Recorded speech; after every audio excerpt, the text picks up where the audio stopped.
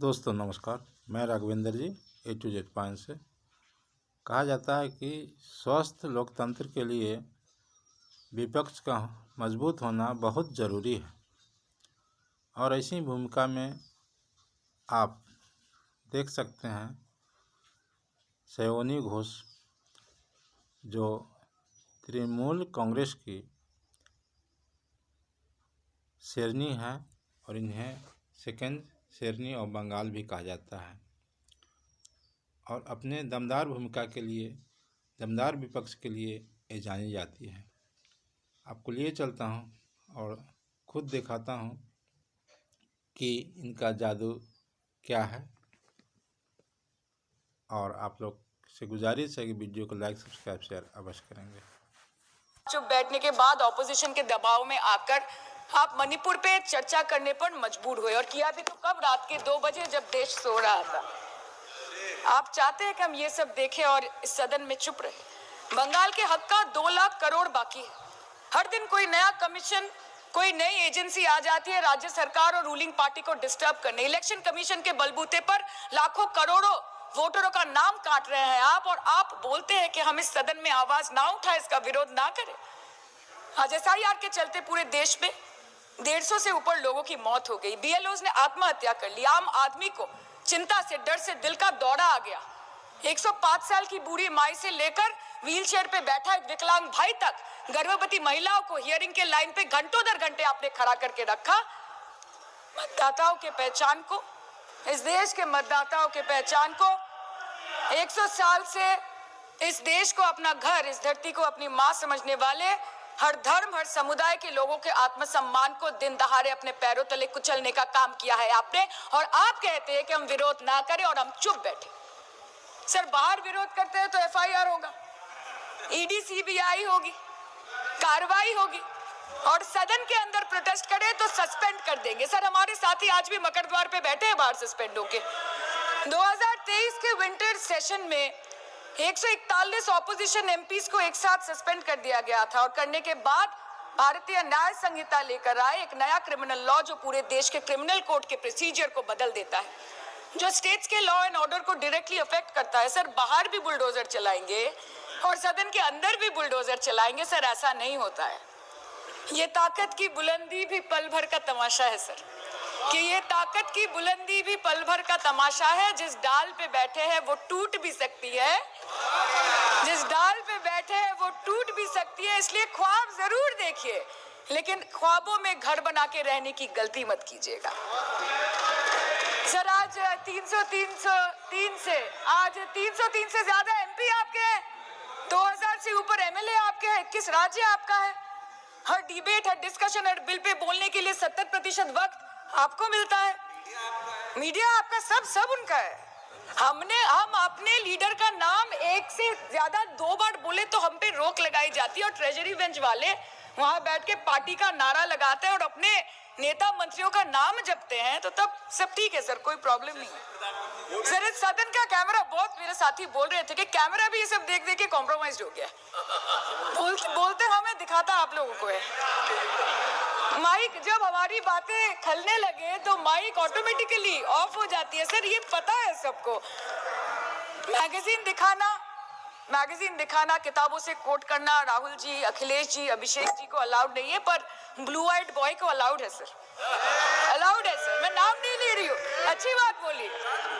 आप सही कहते हैं सर कि देश देख रहा है, देश सच में देख रहा है कि कैसे ऑपोजिशन आह भी करती है तो हो जाती है बदनाम, और वो कत्ल भी करते हैं तो चर्चा नहीं होता। और हम मानते हैं कि LOP का सलाहकार कोई नहीं है सर, परंतु प्रधानमंत्री जी का सलाहकार बनके उनको सदन में आने से रोक दिया ये कहकर कि महिला सांसदों से उनको खतरा है। सर, आपने तो हमको देशवासियों के सामने आतंकवादी बना दिया, और जबकि असली आतंकवादी इस देश में साइकिल चला के घुस जाते हैं और पैदल वापस चले जाते हैं, आप उनको रोक नहीं पाते। भारत पे चीन का आग्रासन आप रोक नहीं पाते। भारत किससे तेल खरीदेगा, कितने दिनों के अंदर खरीदेगा, किससे दोस्ती निभाएगा, किससे दुश्मनी बरकरार रखेगा, कोई और देश का राष्ट्रपति हमें ट्विटर पे आके लेक्चर देता है, इंस्ट्रक्शन देता है, आप उसको रोक नहीं सकते। और सदन में हम सांसदों को रोक के you feed on your ego, sir कृपया इतना भरोसा रखिए कि लड़ाई नीतियों की है, विचारों की है, आपके और हमारे परिवारों की नहीं, इस देश के लोगों के अधिकार की है। हाँ, लड़ते हैं हम आपसे, हम लड़ते हैं आपसे, संविधान हाथ में लेके लड़ते हैं, हाथ में हमारे तलवार नहीं है सर। और सर ये देश के लोग समझ गए हैं कि आपको महत्वपूर्ण विषयों पर बात नहीं करनी है, महत्वपूर्ण विषयों पर बात नहीं करनी है सर, के ऊपर संसद चल रहा है, सर पार्लियामेंट्री प्रोसीजर कभी सर, मुद्दे पर भी आना महंगाई पे चर्चा नहीं करनी है सर, ठीक है, बेरोजगारी पे चर्चा नहीं करनी है, हाँ जी, शिक्षा पे नहीं करनी है, स्वास्थ्य पे नहीं करनी है, बजट पे नहीं करनी है, प्रदूषण, SIR, डिफेंस, विदेश नीति, नेशनल सिक्योरिटी पे नहीं करनी है, एप्स्टीन फाइल्स पे नहीं करनी है सर, स्पीकर्स का रिमूवल सर, आपको उसके ऊपर बैठ के सिर्फ वाह मोदी जी वाह करना है सर, कीजिए। पर आपसे विनती इतनी है कि डेमोक्रेसी को बचाइए और कृपया इस सदन को किसी पार्टी ऑफिस मत बनने दीजिए सर, यही दरख्वास्त है। क्योंकि ये सदन जैसे हमारे आदरणीय प्रधानमंत्री के लिए मंदिर है, वैसे हमारे लिए भी मंदिर है, और गणतंत्र हमारी पूजा है, संविधान हमारी गीता है, और इस मंदिर में बैठ के अगर कोई झूठ बोले और गीता पे हाथ रखे, कोई अन्याय करे, तो sir all India Trinamool Congress जो इस देश की 3rd लार्जेस्ट ऑपोजिशन है, that will surely not pander or surrender to your step motherly or should I say step fatherly attitude. अंत में अध्यक्ष महोदय मैं पुनः ये कहना चाहती हूँ कि ओम बिरला सर से व्यक्तिगत रूप से मुझे कोई भी विरोध नहीं है, और मुझे ये बुरा लग रहा है कहते हुए कि मैं पहली बार की सांसद हूँ और मेरे पहले टर्म में उनके विरोध में मुझे ये अविश्वास और अनास्था प्रस्ताव लाना पड़ रहा है। मैं चाहती हूँ कि उनकी चेहरे की हंसी सदैव बरकरार रहे, और इसी संदर्भ में मैं एक शेर कह के अपनी बात खत्म करना चाहती हूँ कि तू लाख बेवफा है मगर सर उठा के चल, कि तू लाख बेवफा है मगर सर उठा के चल, दिल रो पड़ेगा तुझे पशेमान देखकर। थैंक यू सो मच दोस्तों। अभी आप शिवानी घोष को सुन रहे थे, जो संसद में अपनी बातों को रख रहे थे बखूबी, और विपक्ष को बहुत ही बूस्ट दे रहे थे। तो आगे इनका और भी एक बहुत ही चर्चित वक्तव्य है, स्पीच है, उसे भी आप लोग को मैं सुनाऊंगा, दिखाऊंगा। तो मैं बता दूं कि ये काफ़ी जो है अग्रेसिव है, और तृणमूल कांग्रेस की ये शेरनी जो है पूरे देश में इनका नाम आ रहा है और विपक्ष को मजबूत कर रही हैं। तो मैं वो बात को भी सुना देता हूं जो काफ़ी अभी चर्चा में है। तो चलिए ले चलता हूं।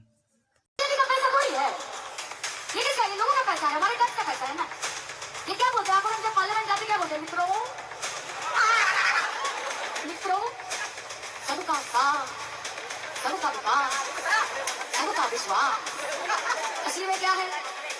असली में है खुद का साथ, बीजेपी का विकास, साथ में थोड़ा बहुत अंबानी अदानी का भी विकास, देश का विनाश और पूरे गणतंत्र का सर्वनाश। यही है बीजेपी का मुद्दा, इसके ऊपर और कोई मुद्दा नहीं है। और जब कोई मुद्दा ना मिले तब हिंदू मुसलमान, तब इंडिया पाकिस्तान, तब शमशान कब्रिस्तान, ये छोड़ के बीजेपी के मुंह में कभी कोई बात सुनी आप लोगों ने? बोला किसी ने कि कितना स्कूल बनाया, कितना अस्पताल बनाया, कितना यूनिवर्सिटी बनाया, कितना कॉलेज बनाया, कितने नौजवानों को नौकरी मिली, किसको पैसे मिले? क्या बोला था? 15 लाख रुपए अकाउंट में, 15 पैसे आए किसी के? 15 पैसे मिले? 15 रुपए मिले? नहीं मिले। क्या बोला था? 2 करोड़ नौकरी, 2 करोड़ नौकरी सालाना बोला था ना। 12 साल की सरकार हो गई, 24 करोड़ नौकरी। कौन खा गया? बीजेपी। 24 करोड़ नौकरी में से 2 करोड़ नौकरी भी पश्चिम बंगाल को मिला? नहीं मिला। क्यों? क्योंकि हमसे बहुत प्यार है बीजेपी को, बहुत प्यार है बंगाल के लोगों के साथ। वो बोलते हैं कि वोट नहीं तो नोट नहीं। आप हमको वोट देंगे तब हम आपको नोट देंगे, है ना? क्या सही बोला कि नहीं? अरे मोदी जी, हमारा जो लीडर है ना, उसका नाम ममता बनर्जी है, और ऐसी मासूमियत पे कौन न मर जाए खुदा, और ऐसी मासूमियत पे कौन न मर जाए खुदा, पूरी दुनिया से लड़। दोस्तों शिवानी घोष की क्रेज जो है तृणमूल कांग्रेस में ममता बनर्जी और अभिषेक बनर्जी के बाद तीसरा स्थान पर बखूबी है, और इनका जितने भी सभा हो रहे हैं, चुनाव सभा हो रहे हैं, सभी में इनका डिमांड है। तो आप लोग वीडियो कैसा लगा, आप लोग वीडियो को लाइक, सब्सक्राइब, शेयर करके कमेंट भी जरूर डालेंगे। धन्यवाद, नमस्कार।